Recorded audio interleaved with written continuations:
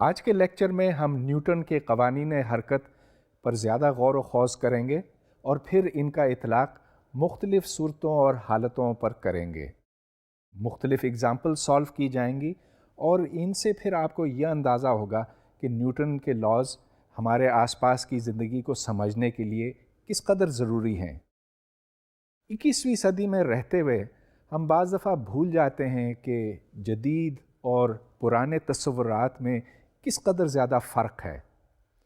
پرانا تصور یعنی کہ نیوٹن سے پہلے کا تصور یہ تھا کہ ہر شے ٹھہرنا چاہتی ہے، مطلب یہ کہ اس کا جو نیچرل سٹیٹ ہے، اس کی جو قدرتی حالت ہے وہ ٹھہراؤ کی ہے۔ لیکن نیوٹن کے جو دو قوانین حرکت ہیں جن کا لب لباب یہ ہے کہ ہر شے اپنی حالت کو قائم رکھنی چاہتی ہے، اور یہ کہ اگر کسی شے کی حالت بدلتی ہے، اس کی حرکت، اس کی رفتار میں تبدیلی آتی ہے، تو وہ صرف اس لیے کہ اس کے اوپر کوئی قوت کار فرما ہے۔ تو اب اس سے ایک نیا تصور جنم لیتا ہے۔ اگر کوئی شے، کوئی جسم ساکن حالت میں ہے تو اس کو ہم ایکویلیبریم سٹیٹ کہتے ہیں۔ اس کی میں تھوڑی سی وضاحت کرنا چاہوں گا۔ ایکویلیبریم کا مطلب ہے کہ the state of a system when there is no force acting upon it، یعنی کہ یہ ٹھہراؤ کو کہا جاتا ہے۔ اور نیوٹن کے قانون کا مطلب پھر یہ بنتا ہے کہ اگر تمام فورسز اس جسم کے اوپر یا ان اجسام کے اوپر زیرو کے برابر ہوں تو پھر ٹھہراؤ کی حالت پیدا ہوتی ہے۔ اب یہاں سسٹم کا لفظ لیا گیا ہے، یہ دیکھیں the state of a system when the sum of all forces acting upon it vanishes, this is called equilibrium۔ اب یہاں سسٹم سے مراد کیا؟ سسٹم سے مطلب یہ کہ کئی اجسام جو آپس میں جڑے ہوئے ہیں یا ایک دوسرے سے علیحدہ ہیں، ان تمام کو جب آپ ایک ساتھ لیتے ہیں تو یہ سسٹم کہلاتا ہے۔ اب میں ایکویلیبریم یعنی ٹھہراؤ کی حالت کی مختلف مثالیں آپ کو دینا چاہوں گا۔ یہ گیند ہے، اس گیند کے اوپر گریوٹی یعنی کشش ثقل اثر انداز ہے۔ گریوٹی اس کو نیچے کھینچ رہی ہے، لیکن جب میں اس کو اس میز کے اوپر رکھتا ہوں تو یہ گیند وہیں کھڑا رہتا ہے، یہ میز کے اس پار نہیں گر جاتا۔ تو کون سی قوتیں ہیں جو اس گیند کے اوپر اثر انداز ہیں؟ ایک تو گریوٹی ہے، لیکن کچھ اور بھی ہوگا۔ چلیے اس کو ہم ایک تصویر کے ذریعے سے سمجھتے ہیں۔ اب نیوٹن نے تو ہمیں یہ بتایا تھا کہ جب بھی کوئی قوت کسی جسم کے اوپر اپلائی ہوتی ہے تو وہ جسم حرکت کرنے لگتا ہے، اس کی ایکسلریشن بنتی ہے۔ تو اب اس تصویر کو دیکھیں جس میں ایک سیب میز کے اوپر پڑا ہے۔ میز اس سیب کے اوپر ایک قوت لگاتا ہے، ایک فورس اپلائی کرتا ہے جو اس سیب کو نیچے گرنے سے روکتا ہے۔ اس قوت کو دا نارمل فورس کہتے ہیں۔ اب نارمل کے انگریزی میں دو معنی ہوتے ہیں، ایک تو یہ کہ معمول کے مطابق، اور دوسرا ہوتا ہے پرپینڈیکولر۔ تو پرپینڈیکولر سے یہاں مراد یہ کہ اگر یہ میری ہتھیلی ہے تو یہ اس کے پرپینڈیکولر ہے۔ اب دوبارہ اس سلائیڈ کو دیکھیے تو اس سلائیڈ پر آپ کو یہ دونوں قوتیں نظر آتی ہیں، نارمل فورس اور دوسری طرف M G which is the force due to gravity، جس کو ہم ویٹ کہتے ہیں۔ اب left side of the equation is the total force acting upon the apple۔ تو اس میں دو کمپوننٹس ہیں، ایک کمپوننٹ ایف نارمل لکھا گیا اور اس میں سے ایم جی ہم نے سبٹریکٹ کیا، تو the total force is F N minus M G.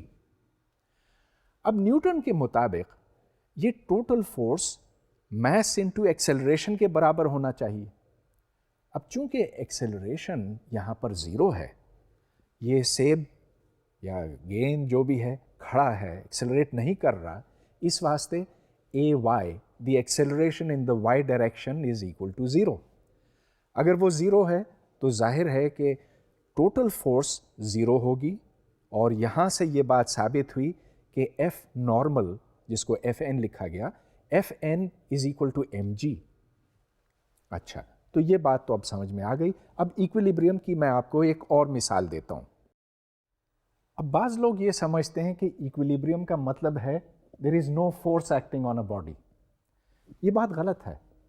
Equilibrium یا ٹھہراؤ کی حالت اس صورت میں پیدا ہوتی ہے جب ٹوٹل فورس، نیٹ فورس 0 ہوتی ہے. تو مثال کے طور پر یہ پین ہے، اس پین کو میں نے اپنی انگلی کے اوپر یوں رکھا ہے. اب آپ یہ دیکھیں کہ اس کے اوپر فورس تو ضرور ہے، وہ فورس گریوٹی کی ہے، اور وہ اس کو نیچے کھینچ رہی ہے، جبکہ نارمل فورس میری انگلی سے اوپر کی جانب ہے. ایک اور مثال، میری جیب میں یہ ربر بینڈ ہے. ربر بینڈ کی ہماری پہلے بھی بات ہوئی ہے کہ یہ وہ سسٹم ہے جس کو اگر آپ کھینچیں تو اس میں ایک کھچاؤ پیدا ہوتا ہے، ایک ٹینشن پیدا ہوتی ہے، اور یہ ٹینشن بڑھتی ہے جوں جوں یہ زیادہ کھینچتا ہے. اب میں ایک کاغذ کا ٹکڑا اس کے ساتھ جوڑوں گا، ایک پیلٹ بناؤں گا. آپ نے بھی غالباً اسکول میں یہ کیا ہوگا کسی وقت. تو اس سے ایک غلیل جیسی چیز بنتی ہے. اب یہ دیکھیں، یہ بھی ایک ایکویلیبریم کی مثال ہے. وہ مثال یوں ہے کہ ٹینشن اس ربڑ کے اندر اس کو آگے کی طرف کھینچتی ہے، پیلٹ کو آگے کی طرف کھینچتی ہے، اور اگر میں اس کو چھوڑ دوں تو یہ پیلٹ آگے جائے گا.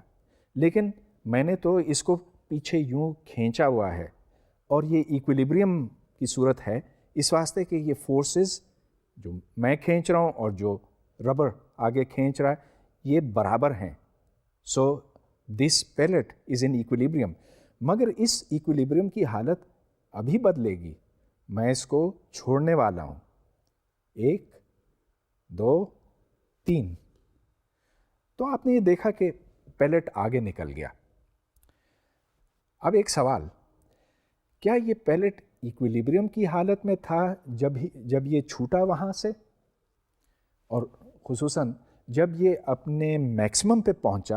یاد رہے کہ یہ ایک پروجیکٹائل کی طرح ہے، یہ اوپر جاتا ہے اور پھر نیچے آتا ہے. تو جب یہ اپنے میکسیمم کے اوپر موجود تھا تو کیا یہ ایکویلیبریم میں تھا؟ اس کا جواب ہے نو. یہ ٹھہراؤ یا ایکویلیبریم کی حالت میں نہیں تھا. ہاں، مانا کہ جب یہ بالکل اپنی چوٹی پر پہنچا تو وائی ڈائریکشن میں اس کی سپیڈ 0 ہو گئی تھی، لیکن اس وقت بھی یہ ایکسیلریٹ کر رہا تھا. یاد رہے کہ اس کے اوپر گریوٹی کی ایکسیلریشن موجود تھی، یعنی جی وچ از 9.81 میٹرز پر سیکنڈ اسکوائرڈ، اور اس کے مقابلے میں کوئی دوسرا فورس وہاں موجود نہیں تھا. لہٰذا it was not in equilibrium. اب میں آپ کو ایکویلیبریم کی ایک چوتھی مثال دیتا ہوں. ایک جہاز اڑ رہا ہے، ایک مستقل رفتار پہ اڑ رہا ہے، اس کی وہ ایک ہی بلندی کے اوپر ہے. یہ ایکویلیبریم میں ہے. It is not accelerating. بنیادی بات یہ ہے کہ اس کی ایکسیلریشن چونکہ 0 ہے، اس واسطے اس کے اوپر کوئی فورس عمل نہیں کر رہی ہے. اب یہاں سے میں آپ کو ایک اور پرابلم دیتا ہوں. خیر وہ پرابلم میں خود ہی حل کروں گا، لیکن اچھا ہوگا کہ آپ اس کو اپنا پرابلم سمجھیں. تو وہ یوں بنتا ہے کہ یہ ایک جہاز ہے، جہاز ایئرپورٹ سے ٹیک آف کرتا، تو یوں اٹھتا ہے اور پرواز کرتا ہے. ایئرپورٹ پہ کنٹرول ٹاور ہے. کنٹرول ٹاور نے ریڈار کے ذریعے سے اس کے پوزیشن کوآرڈینیٹس معلوم کر لیے. اب صورت کچھ یوں بنتی ہے، اس سلائیڈ پر دیکھیے. اس جہاز کا ماس m ہے اور اس کا پوزیشن ویکٹر کنٹرول ٹاور نے معلوم کیا ہے از r، vector r equal to at plus bt cubed in the x direction plus ct squared plus dt to the 4 in the y direction. تو y direction سے مطلب اونچائی، بلندی. اب سوال یہ پیدا ہوتا ہے کہ اس کے اوپر فورس کتنی عمل کرتی ہے. اب یہاں پر ہمیں اور کچھ معلوم نہیں کہ اس کے اوپر فورسز گریوٹی کی کتنی ہے، ایئر ریزسٹنس کی کتنی ہے، وغیرہ وغیرہ، لیکن یہاں نیوٹن کا قانون لگا کر ہم یہ جان سکتے ہیں کہ اس کے اوپر ٹوٹل فورس کتنی بنتی ہے۔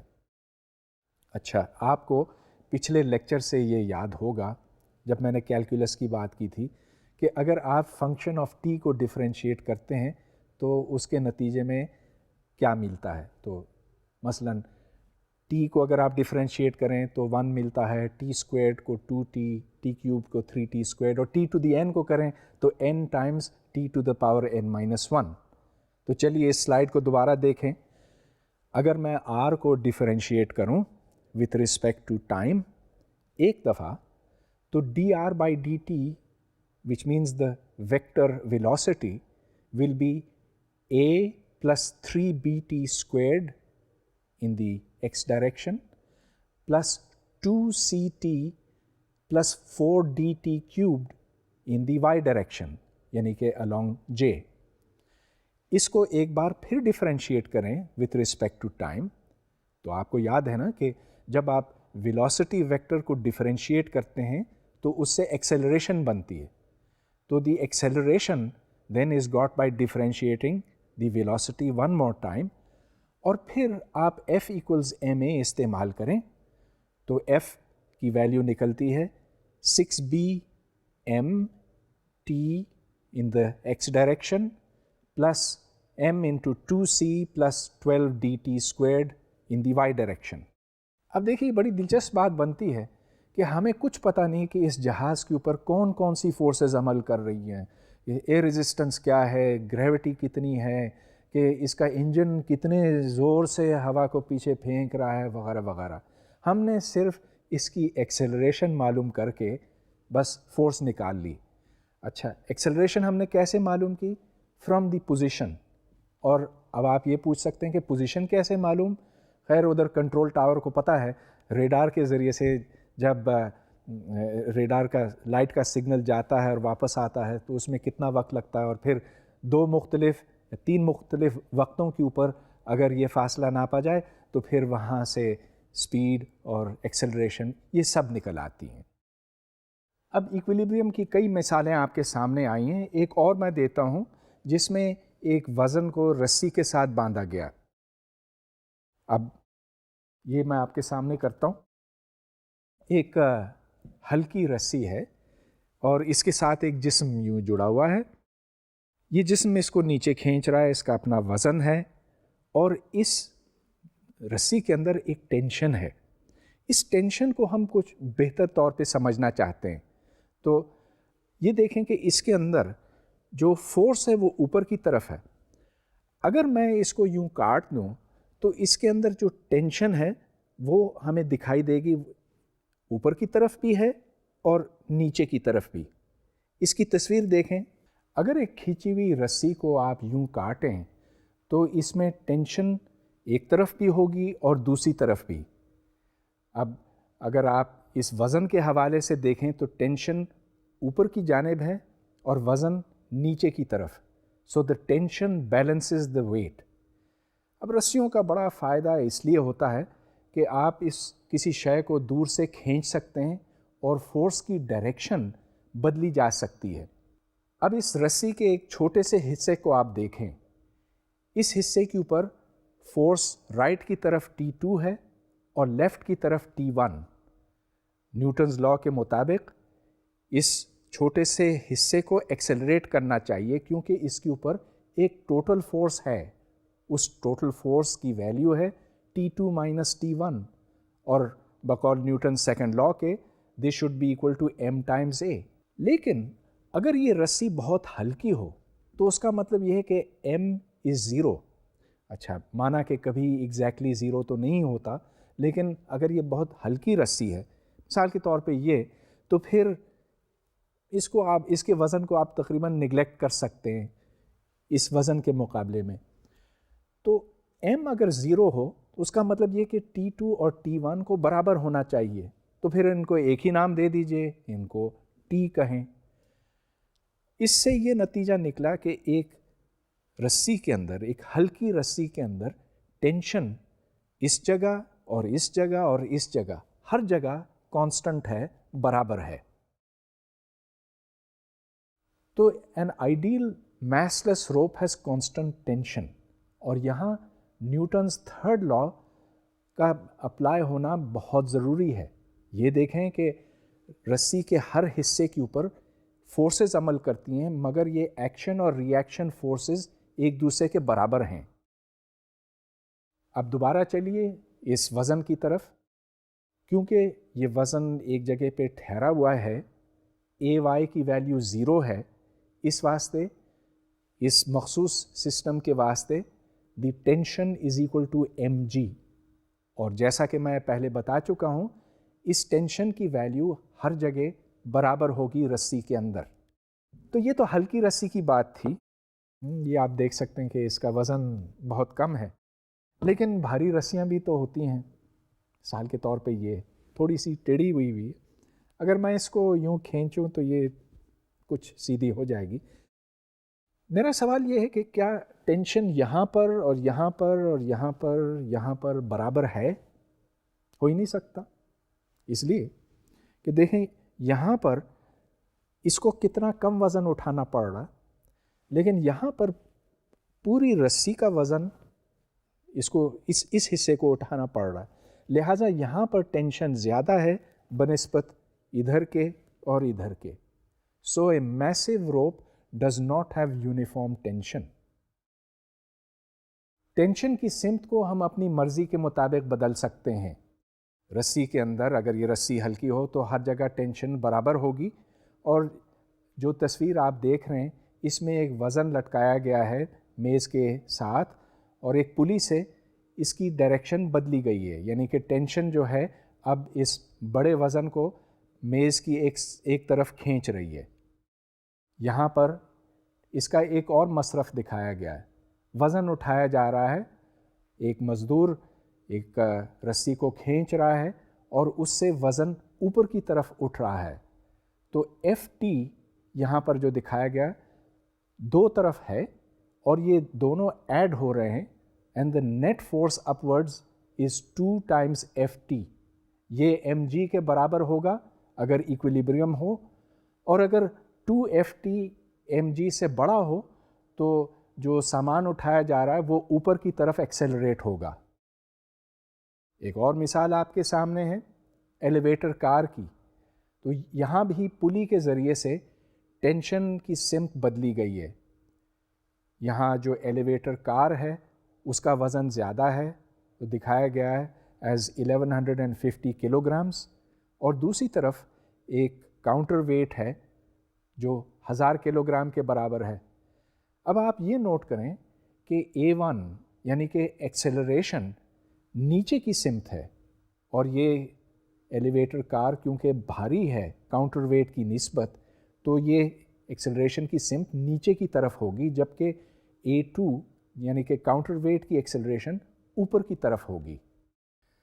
تو کھینچی ہوئی رسیاں تو آپ نے بہت دیکھی ہیں، لیکن بعض دفعہ جب رسا کشی کا مقابلہ ہوتا تب اس کی فزکس خاص طور پہ دلچسپی کا باعث ہوتی ہیں. تو چلیے ایک ایسا مقابلہ دیکھتے ہیں. تو یہاں پر 2 ٹیمیں ہیں، ایک ٹیم لڑکیوں کی ہے ایک لڑکوں کی ہے، اور مقصد یہ ہے کہ دونوں ٹیمیں اپنی طرف کھینچیں گی اور جو زیادہ زور سے کھینچ سکی وہ ٹیم جیت جائے گی. اب یہ آپ دیکھیں کہ دونوں طرف جو بچے ہیں وہ ایک طرف جھکے ہوئے ہیں اور وہ پورا زور لگا رہے ہیں. انہوں نے ٹینس شوز پہنے ہوئے. اس کا کیا مقصد ہے کہ وہ زیادہ سے زیادہ زور لگا سکیں اور پھسلیں نہ. تو وہ زمین کو دھکا دے رہے ہیں اور اس وقت پورا زور لگ رہا ہے دونوں طرف. ہاں تو یہاں کوئی جیتے گا اور کوئی ہارے گا. کون جیتے گا؟ جو زیادہ اس طرف کھینچ سکا یا جو زیادہ اس طرف کھینچ سکا. دونوں ٹیموں نے اس بات کو یوز کیا کہ زمین پر وہ جتنا زیادہ زور لگائیں گے تو اس کے نتیجے میں ری ایکشن زیادہ ہوگا اور وہ زیادہ دوسرے کو اپنی طرف کھینچ سکیں گے. کچھ سوالات فزکس کے حوالے سے دیکھیں. میں نے آپ کو یہ بتایا تھا کہ اگر ایک ہلکی رسی ہے تو ہر جگہ ٹینشن برابر ہوگی. اب یہاں رسی کو آپ ہلکا ہی سمجھ لیں، لیکن کیا اس پوائنٹ کے اوپر ایک ٹیم یہ کھینچ رہی ہے، ایک ٹیم ادھر کھینچ رہی ہے، تو کیا ٹینشن یہاں اور یہاں برابر ہوگی؟ نہیں، ایسے نہیں ہوگا، کیونکہ ہر کھلاڑی، ہر کھینچنے والا جو ہے وہ ٹینشن میں تھوڑا سا اضافہ کرتا، تو میکسیمم ٹینشن یہاں پر ہوگی اور سب سے کم ٹینشن اس سرے کے اوپر ہوگی، اس طرف بھی اور اس طرف بھی۔ اب چلیے ایک اور دلچسپ سوال بنتا ہے، فرض کیجئے کہ جس زمین کے اوپر یہ ہیں وہ بہت پھسلن ہے، کہ وہاں پر بجائے مٹی کے وہاں برف ہے، تو پھر کیا ہوگا؟ کیا یہ ٹیمیں ایک دوسرے کو ہرا سکیں گی؟ اور اگر چلیے پھسلن کو چھوڑیے، اگر یہ مقابلہ خلا میں ہوتا تو وہاں کیا ہوتا؟ اب یہ دیکھیں کہ ادھر تو کوئی ایکسٹرنل فورس ہو نہیں سکتی، تو اگر آپ دونوں کھلاڑیوں کو، دونوں ٹیموں کو، ایک ٹیم یہ ایک ٹیم یہ، اس کے گرد ایک یوں باکس بناتے تو the net force on the box would be zero, لیکن ہر ٹیم جو ہے دوسری ٹیم کو اپنی طرف کھینچ رہی ہے، اور پھر وہاں بھی یہ ہوگا کہ دونوں ٹیمیں آپس میں آ کے جڑ جائیں گی، کیونکہ ہر ایک جو ہے وہ کھینچ رہا ہے اپنی طرف۔ بہت دلچسپ بات بنتی ہے کہ یہی چیز ایسٹروناٹس دیکھتے ہیں جب وہ مثال کے طور پر کسی سیٹلائٹ کو ریپیئر کرنے کے واسطے اپنی طرف کھینچتے ہیں، تو وہاں تو خلا میں کوئی فرکشن تو ہے نہیں، پھر بھی وہ ایک دوسرے کے قریب تو آ جاتے ہیں۔ ایسٹروناٹ جب سیٹلائٹ کو رسی ڈال کر کھینچتا ہے تو سیٹلائٹ تو اس کے نزدیک آ جاتا، لیکن ایسٹروناٹ خود سیٹلائٹ کے پاس پہنچتا ہے۔ اب ہمیں ایک اور موضوع کی طرف آنا ہے، وہ بڑا اہم موضوع ہے، کیونکہ اس سے ہمارا ہر روز مختلف حالات میں سابقہ پڑتا ہے، and that is the force of friction. تو فرکشن کی پہچان کیا ہے؟ یہ ہر قسم کی حرکت کی مخالفت کرتا ہے۔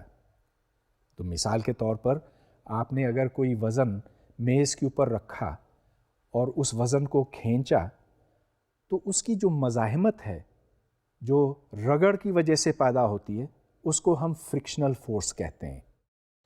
اس کی مختلف مثالیں، بے شمار مثالیں ہمیں اپنے روزمرہ کی زندگی میں دکھائی دیتی ہیں۔ تو مثال کے طور پر ایک تشتری پڑی ہے اس میز کے اوپر، کتاب کے اوپر، اور خود سے تو یہ نہیں چلے گی، جب تک اس پر کوئی قوت عمل نہیں کرے گی تو یہ آگے نہیں چلے گی، لیکن اب جب میں اس کو کھینچوں گا یوں تو دیکھیے کہ یہ چلتی ہے آگے۔ ظاہر ہے کیوں چلتی ہے؟ اس واسطے کہ جو رگڑ کی مزاحمت ہے، جو فرکشنل فورس ہے، اس کو میں نے آف سیٹ کر دیا، زیادہ زور سے کھینچا تو یہ چل پڑی۔ اب یہ دیکھیں کہ ادھر جو نارمل ہے وہ اوپر کی طرف ہے، اور اس کا وزن جتنا زیادہ ہوگا اتنی ہی زیادہ مزاحمت ہوگی۔ اگر اس تشتری کا وزن میں دگنا کر دوں تو یہ مزاحمت کی قوت 2 گنا بڑھ جائے گی، میں اس کو ڈبل فورس سے جب کھینچوں گا تبھی یہ چلے گی۔ اب چلیے ادھر دیکھتے ہیں ہم اس تصویر پہ، تو friction results in a force parallel to the surface in a direction opposite to the direction of motion. تو میں اس کو جس سمت کھینچتا ہوں، فرکشن کی جو فورس ہے وہ مخالف سمت میں ہوگی، اور یہ بھی آپ نوٹ کریں کہ the frictional force is perpendicular to the normal force. Normal force تو ہمیشہ اوپر کی طرف ہوتی ہے، اور فرکشنل فورس اس کے پرپینڈیکولر ہے and opposite to the applied force. اب سوال یہ پیدا ہوتا ہے کہ یہ فرکشن کیوں ہوتی ہے؟ اب فرکشن تو ہم مختلف حالات میں دیکھتے ہیں، مثلا جب ہم ہاتھ یوں رگڑتے ہیں تو یہ بھی مزاحمت، رگڑ کی وجہ سے فورس پیدا ہوتی ہے، لیکن کیوں؟ وجہ کیا ہے؟ ہاں ٹھیک ہے، ہم دیکھتے ہیں کہ ایسا ہوتا ہے، لیکن اس کی اصل وجہ سمجھنے کے لیے ہمیں اس کو بہت باریک بینی سے دیکھنے کی ضرورت ہوگی۔ تو اگر ہمارے پاس کوئی مائکروسکوپ ہوتا تو ہم دیکھتے ہیں کہ جو بھی سطح ہے، چلیے وہ سطح جو ہے اس میز کی ہو سکتی ہے یا میرا ہاتھ ہو سکتا ہے، تو اس میں بہت باریک قسم کے اوپر نیچے اونچ نیچ ہے، اور یہ ناہموار ہونے کی وجہ سے رگڑ پیدا ہوتا. تو جتنا زیادہ اونچ نیچ ہو، جتنے زیادہ اپس اینڈ ڈاؤنز اور رفنس ہو، تو فرکشن اس کے حساب سے زیادہ ہوگی. اگر آپ اس کو مائکروسکوپک لیول کے اوپر جا کر دیکھیں، مطلب یہ کہ اگر آپ کے پاس ایک ایسا الیکٹران مائکروسکوپ ہوتا ہے جس سے آپ ایٹمز کو بھی دیکھ سکتے، تو آپ کو نظر آتا کہ کہیں ایٹمز اور مالیکیولز اٹھے ہوئے ہیں، کہیں نیچے ہیں. اور اس طرح کی تصویر جو ہے اب میں آپ کے سامنے کرتا ہوں. یہ دیکھیں کہ جو کھردرا پن ہے وہ مزاحمت کی اصل وجہ بنتی ہے. تو جو بلاک لیفٹ سائڈ کے اوپر ہے اس کا ایک چھوٹا حصہ ہم نے میگنیفائی کیا، میگنیفائی کر کے اس کا کھردرا پن نظر آتا ہے. اگر آپ اس کھردرے پن کو کم کر سکیں تو فرکشن کم ہو جائے گی، مزاحمت کم ہو جائے گی. اب فرکشنل فورس کی چند خصوصیات ہیں. جب کوئی چیز چلتی ہے تو فرکشن جو پیدا ہوتی ہے اس کو ہم کائنیٹک فرکشن کہتے ہیں، اور کائنیٹک فرکشن کی مقدار is proportional to the normal force. اور اس کے آگے جو کانسٹنٹ آتا ہے جس کو یہاں میو کے کا نام دیا گیا، میو از دا گریک لیٹر میو، اور اس کے ساتھ کے لگا ہے ٹو ڈینوٹ کائنیٹک. تو mu K is called the coefficient of kinetic friction. تو mu K tells you how much the resistance to motion is. آپ نے جو پچھلی مثال دیکھی تھی اس میں فرکشنل فورس کی قیمت بنتی ہے as mu K Times n، where n is the normal force. اور نارمل فورس تو ایم جی کے برابر ہے کیونکہ وائی ڈائریکشن میں کوئی ایکسیلریشن تو نہیں ہے. سو n is equal to mj.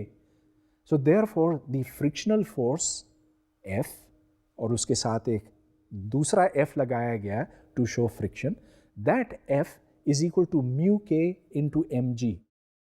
کوئی شے جتنی بھاری ہوگی تو اس کے اوپر فرکشنل فورس بھی زیادہ ہوگی، اس واسطے کہ the frictional force is proportional to N and N is equal to M G.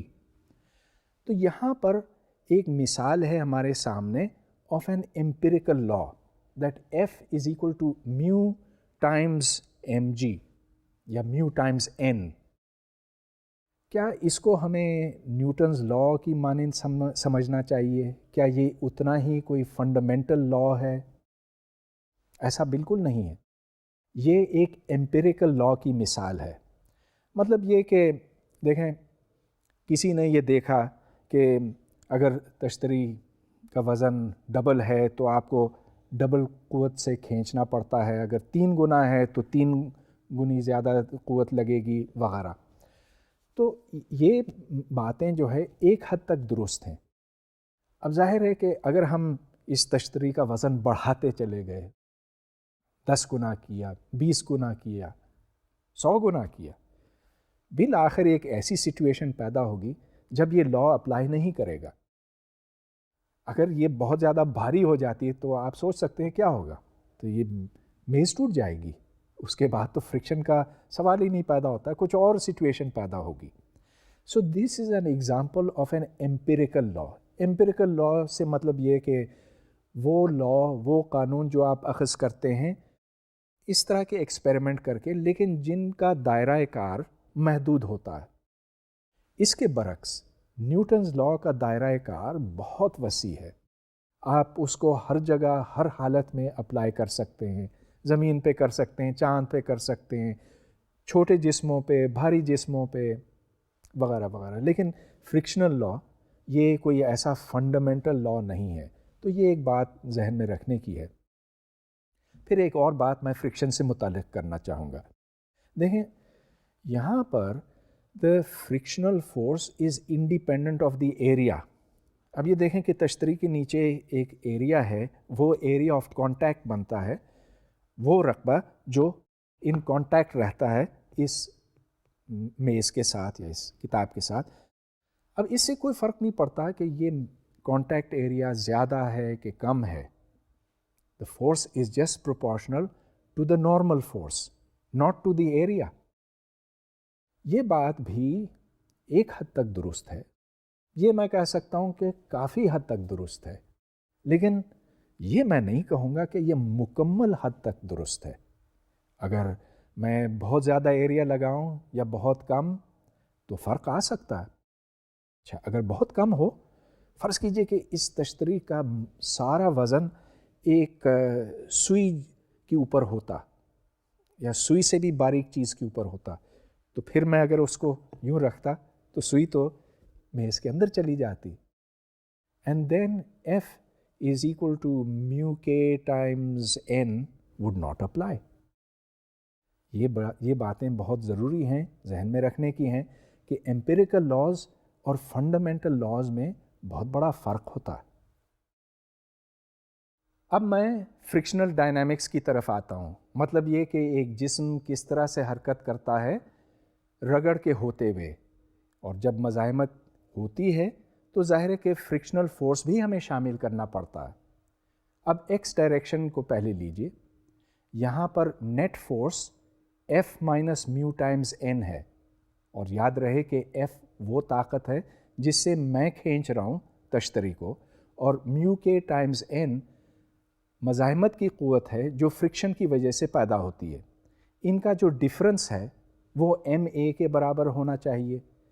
M A is of course by Newton's law, اور اے ایکسلریشن ہے along دی ایکس ڈائریکشن۔ اب وائی ڈائریکشن میں دیکھیے، وائی ڈائریکشن میں n is equal to M G, اس واسطے کہ A Y there is no acceleration in the Y direction, تو یہاں سے یہ ایکویژن ہمارے سامنے آتی ہے کہ F minus mu into M G is equal to M A, ادھر سے اے کی ویلیو نکل آتی ہے۔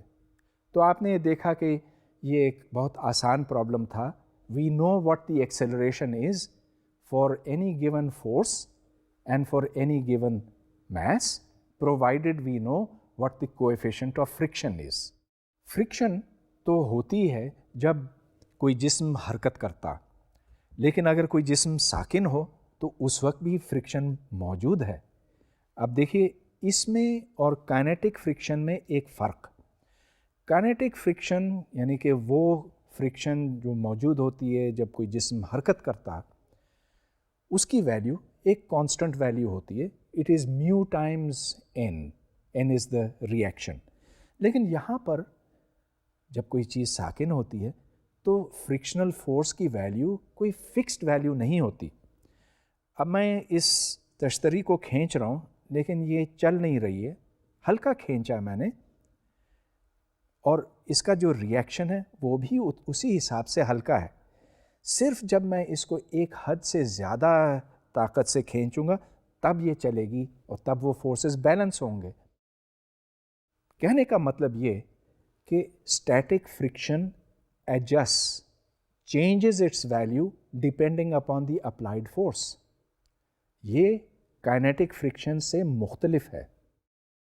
اس کو ایک تصویر سے دیکھتے ہیں تو سلائیڈنگ کیس کی طرح، مطلب یہ کہ کائنیٹک کیس کی طرح یہ ویسے ہی سچویشن ہے، لیکن جو ایکسلریشن ایکس ڈائریکشن کے along ہے اس کی ویلیو زیرو ہے۔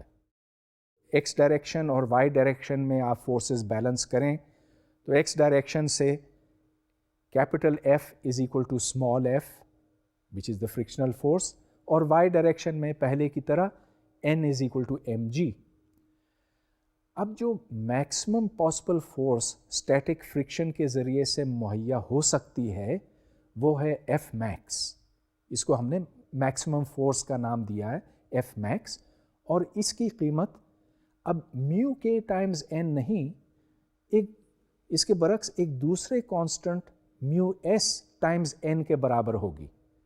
میو ایس یا میو سبسکرپٹ ایس، اس کو ہم کویفیشنٹ آف اسٹیٹک فرکشن کہتے ہیں۔ میو ایس وہ کوانٹٹی ہے جس کو آپ این سے ملٹیپلائی کرتے ہیں اور اس سے ٹوٹل اسٹیٹک فرکشنل فورس نکلتی ہے۔ اس کی ویلیو جتنی زیادہ ہوگی تو فرکشنل اسٹیٹک فورس اسی حساب سے زیادہ ہوگی۔ اب ایک بات آپ نوٹ کریں، کائنیٹک فرکشن اور اسٹیٹک فرکشن میں ایک بڑا فرق ہے۔ کائنیٹک فرکشن تو ایک کانسٹنٹ چیز ہے، مطلب یہ کہ آپ تیز چلیں یا آہستہ چلیں، آپ کو اس فرکشن کا مقابلہ کرنا ہوتا ہے.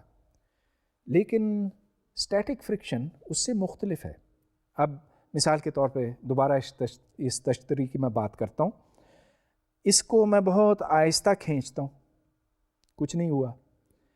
اب اس کو تھوڑا سا زیادہ کھینچا، پھر بھی کچھ نہیں ہوا. جب میں اس کو کافی زور سے کھینچوں گا تبھی یہ چلے گی. تو اس میں جو مزاحمت کی قوت ہے جو مخالف سمت میں ہے، میں یوں کھینچ رہا ہوں تو یہ مزاحمت اس سمت میں ہے. اس مزاحمت کی جو ویلیو ہے، اس کی جو سائز ہے، وہ ڈپینڈ کرتی ہے کہ میں اس کو کس زور کے ساتھ کھینچ رہا ہوں. So the frictional force for static friction is not constant. It adjust itself depending on how hard you pull in that direction. یہ بڑا فرق ہے. میو ایس کی ویلیوز مختلف ہو سکتی ہیں. یہ اگر فرکشن لیس سرفیس ہوتا تو mu sub S, mu S would be equal to 0. لیکن اگر بہت رگڑ ہے تو میو ایس کی ویلیو شاید 1 کے لگ بھگ ہو. بہرحال یہ تو مختلف مٹیریلز کی بات آتی ہے یہاں پر. جو مختلف مٹیریلز ہیں وہ ایک دوسرے کے ساتھ مختلف فرکشنل کویفیشنٹس رکھتے ہیں. اس کو ہم کم اور زیادہ کر سکتے ہیں. مثلاً اگر دو مٹیریلز ہیں اور اس کو ہم بالکل ہموار کر دیں، اس کو بھی ہموار کر دیں اور پھر ایک دوسرے کے اوپر سے یوں گزاریں تو فرکشن کم ہو جاتی ہے. اگر آپ کسی سرفیس کے اوپر تیل کا ایک قطرہ ڈالیں تو وہاں ایک لیئر بن جاتا ہے تیل کا، اور اس سے پھر فرکشن کافی کم ہو جاتی ہے. ایک اور بات، جب کوئی چیز چلنے لگتی ہے تو فرکشن کا کویفیشنٹ نسبتاً کم ہوتا ہے. اس کو چلانا زیادہ مشکل ہے. مطلب یہ کہ اگر کوئی چیز کھڑی ہو تو جس زور سے آپ کو دھکا دینا پڑتا ہے وہ کم ہوتا ہے بنسبت اس دھکے کے جب وہ چیز چل پڑتی ہے. دوسرے لفظوں میں دی kinetic friction mu K is less than the static friction mu S. تو اس کی ایک تصویر دیکھ لیتے ہیں.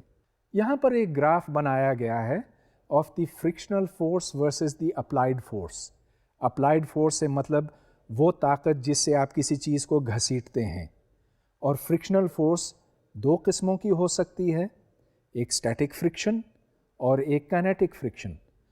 تو جب تک کوئی چیز چلتی نہیں ہے اس وقت تک فرکشنل فورس بڑھتی چلی جاتی ہے. تو جیسے جیسے اپلائیڈ فورس بڑھ رہی ہے تو آپ یہ دیکھ رہے ہیں کہ فرکشنل فورس بھی اسی حساب سے بڑھتی جا رہی ہے. اور بس یہ ایک انتہا پر پہنچے گی، اپنے میکسیمم پر پہنچے گی، اور اس کے بعد وہ جسم چل پڑے گا، اور پھر اچانک جو فرکشنل فورس کی مقدار ہے وہ کم ہو جائے گی. اب یہ تو ایک بہت دلچسپ بات بنتی ہے کہ آپ کو زیادہ زور لگانا پڑتا ہے کسی چیز کو حرکت دینے کے لیے اور کم زور لگانا پڑتا ہے اس کو حرکت میں رکھنے کے لیے، یہ صرف فرکشن کی موجودگی میں. ایک اور بات آپ نوٹ کریں. دیکھیں، ہم نے تو اسٹیٹک اور سلائڈنگ فرکشن کی بات کی ہے، لیکن ایک تیسرے قسم کی فرکشن بھی ہوتی ہے جس کو سلائڈنگ فرکشن کہتے ہیں. سلائڈنگ فرکشن جیسے کہ ایک پہیا، ریل کا پہیا پٹری کے اوپر سے گزرتا ہے تو وہاں بھی فرکشن ہے، رگڑ ہے.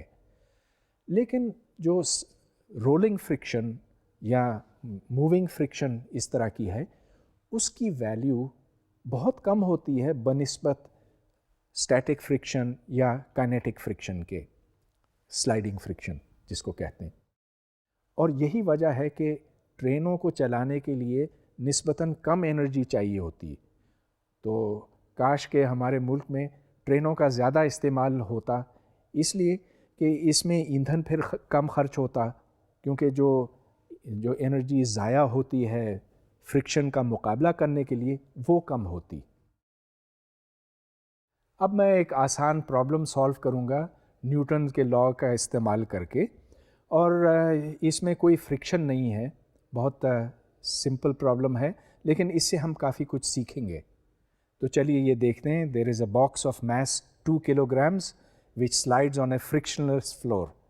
ادھر کوئی رگڑ نہیں ہے، رگڑ پھر ہم بعد میں شامل کریں گے۔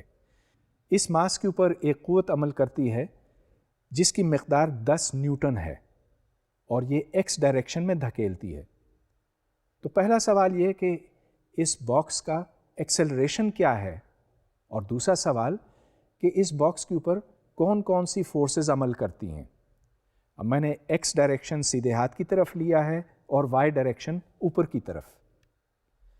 اب یاد رہے کہ ایکس اور وائی ڈائریکشنز ایک دوسرے سے لاتعلق ہیں۔ نیچے وزن ہے ایم جی، پھر این اس کا ریئیکشن ہے، نارمل فورس ہے، ان دونوں کو برابر ہونا چاہیے اور این کی ویلیو ایم جی کے برابر بنے گی۔ لیکن چونکہ ایک نیٹ فورس ہے ایکس ڈائریکشن میں، یعنی کہ ایف موجود ہے، تو اس واسطے ایکسلریشن ہوگی ان دی ایکس ڈائریکشن اور اس کی ویلیو ہوگی ایف بائی ایم۔ ایف کی ویلیو کیونکہ 10 نیوٹنز ہے اور ایم کی ویلیو 2 کلو گرامز ہے، تو اس سے 10 Newton's divided by 2 kilo grams کی ویلیو نکلتی ہے۔ اب نیوٹن کی ڈیفینیشن آپ کو یاد ہوگی، it is 1 kilogram per metre per second to the -2۔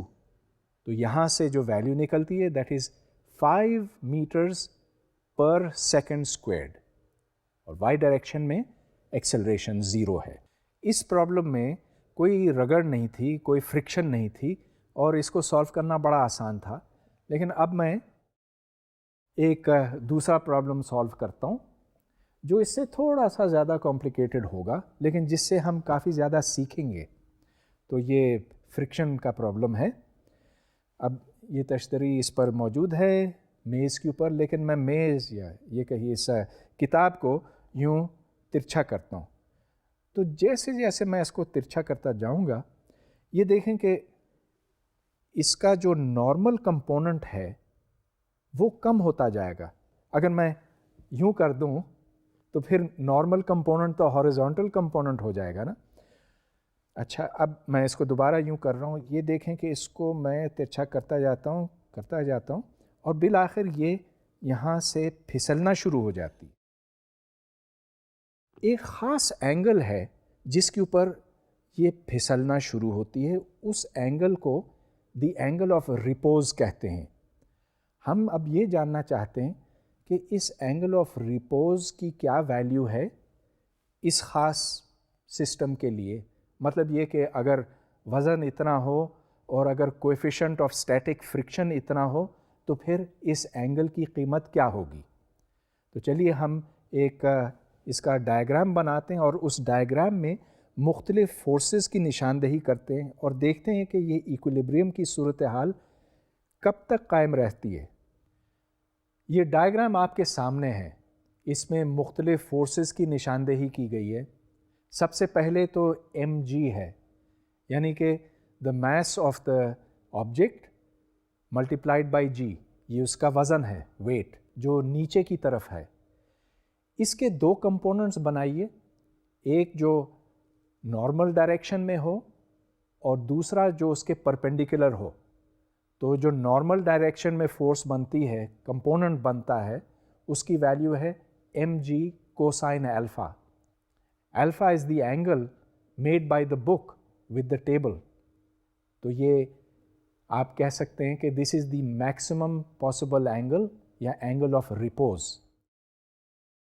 دوسری طرف ایم جی سائن الفا ہے جو پلین سے نیچے کی طرف ہے، اور اس کے مخالف سمت میں ایف ایس ہے، یعنی کہ the force due to static friction.